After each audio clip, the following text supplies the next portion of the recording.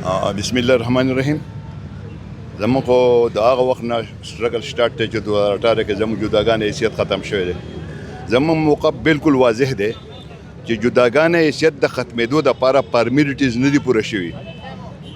ټرایبل کې CPX کور نه او د په قبایلو کې چې کوم دی هلته اصلاحات وکړو. د سخاکوټ نه په دې خوا سرتاج عزیز کمیشن نه په خپله نه یو ممبر راغلی دی. لہذا د پاکستانی ریاست چې دا واویله کوي چې آرټیکل 370 په مقبوضه کشمیر کې غلط ختم شوی دی، نو دو آرټیکل 244 247 په ملاکنډ ډیویژن کې هم غلط ختم شوی دی. مسلمه اصول دا دی چې راځي به دا غځې د قایدینو و مایدینو سره به مشاورت کوي، هغه په اعتماد کې دي.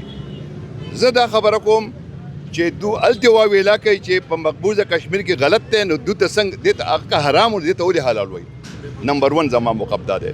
دویمه خبر دا چې دلته کې کم پنجابي صنعتکار دي، پنجابي سامراج چې کم دی هغه نه غواړي چې د پاټا د پښتون بیلټ کې انډسټري وده وکړي، انډسټري کامیابۍ ته لاړه شي.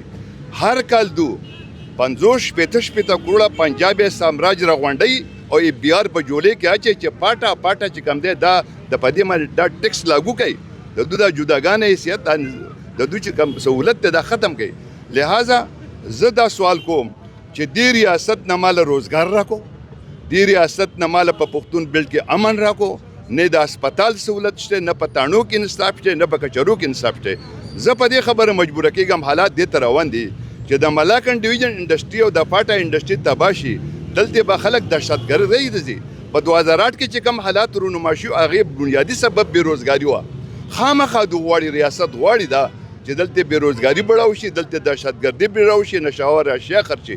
لہذا زموږ موقف بالکل واضح دی چې په پاټا کې موږ د هېڅ قسمه کسټم انکم ټیکس نه منو. زه پاکستان منم، د پاکستان 99 حکومتونه نه منم، خو والله په بالله چې د کسټم د انکم ټیکس د حکم نه منم. ځکه نه منم، زه په دلیل په منطق سره خبرې کوم چې زما په معدنیاتو ماته هېڅ نه میلاویږي. زمانه خو در ادمخیل خلک د کولې په قانونو کې ورته رایلټي میلاویږي، په کوټه کې میلاویږي. زه د زمرودو په کان کې خیرات یم، زما ځنګلات، زما معدنیات، زما زمرودو کانونه، زما دلته آیل، زما ګیس، په دې ټولو باندې موږ ته چې کوم دی رایلټي شیر نشته. بدقسمتۍ ته وګوره چې په دې ځنګلاتو نه مالامال په علاقه کې موږ په ملاکنډ ډیویژن کې د اسټرالیا د کاناډا لرګی استعمالو. دا د کوم ځای انصاف دی؟ زما ملکنډ بجلیګر زما دریای پنجکوړه او په دریای سوات باندې ګرځي، په 3 روپۍ یونټ تیارېږي او مالې په 45 او په 65 روپۍ یونټ راکوي. زما 3000 شهادتونه ورکړي، زه په 45 روپۍ یونټ استعمالوم او کشمیر کې چې کوم دی 3 کسانو شهادتونه ورکړي په 3 روپۍ یونټ او په 1000 روپۍ تروړه وړه. دا د کوم ځای انصاف دی؟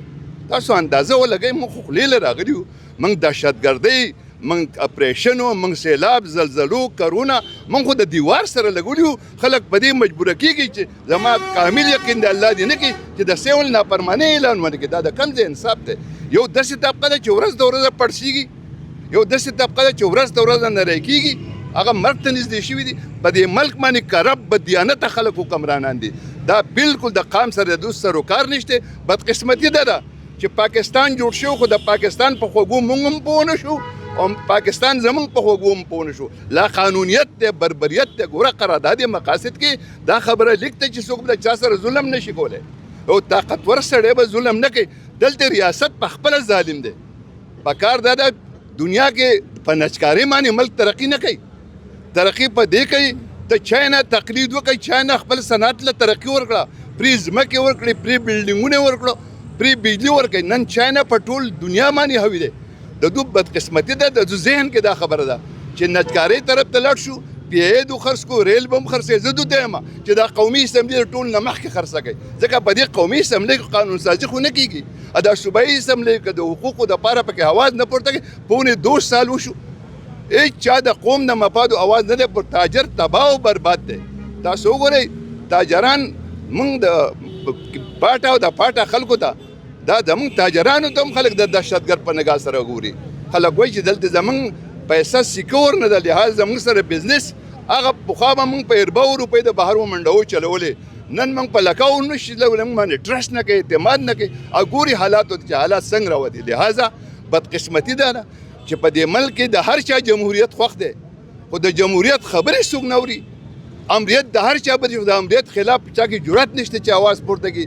زما ریکویسټ دی چې د کم کمشنر د چیف کمشنر دا پوری طور بدل شي.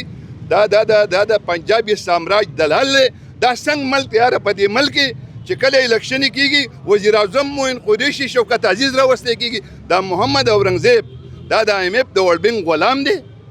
او ان شاء الله حالات ما ته دا خبره خي خدای دې نه کې چې دلته هم داسې حالات پیدا شي کوم چې بنگلاديش کو شروع شو ځکه چې ظلم حد ته ورسي دیوار سره خلک وګرځي ولګي بیا خلک راګرځي او بیا خلک په بغاوت باندې مجبور یا د سیول نه پرمانه په فیصلو باندې مجبور. مونږ ته ABR کوم فیسیلیټي راکړي دي چې مونږ سیل ټیکس او انکم ټیکس نه مونږ ایگزامپټ یو نو اوس ABR پاګه کې قسم بهانه کوي خو هغه چې کوم دی پاګه کې مونږ سره زیاتې کوي. مونږ ته وایو چې تاسو مونږ ته ایگزامپشن سرټیفیکیټس ایشو کړئ. بل خبره دا ده چې زمونږ کوټ دی زمونږ IT دا نو دا ټولې مسالې دا جان بوج کر هغوی خرابوي او مونږ په علاقه کې الټي مونږ د دهشتګردۍ سره مخ یو. هلته بیروزګاري ده هلته ټول زمونږ انډسټري بند ده نو مونږ دا وایو چې مونږ سره خبرو ته کینی او د ټولې خبرې مونږ حل کړو. دی حواله سره پېښور های کورټ او تاسو باقي سره پټیشن هم دایر کړی هغه مونږ په های کورټ کې مونږ ریټ پټیشن داخل لای هلته مونږ هغه باندې پروسس روان دی او مونږ غواړو چې دا مسالې په رومن او ټیبل ټاک باندې حل شي نه په احتجاج او نه په کورټ باندې. مونږ غواړو چې دوی مونږ سره کینی او دا مسالې حل شي.